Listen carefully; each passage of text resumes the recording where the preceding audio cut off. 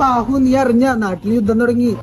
യുദ്ധ എന്തോട്ടിന്? അവന്മാർക്ക് നമ്മുടെ തൃശ്ശൂർ ടൗൺ വേണമെന്ന്.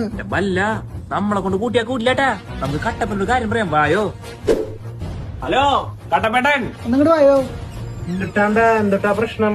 ഐ നാട്ടിൽ യുദ്ധം തുടങ്ങാൻ പോണെന്ന്. എന്തൊട്ടിന് അറിയില്ല.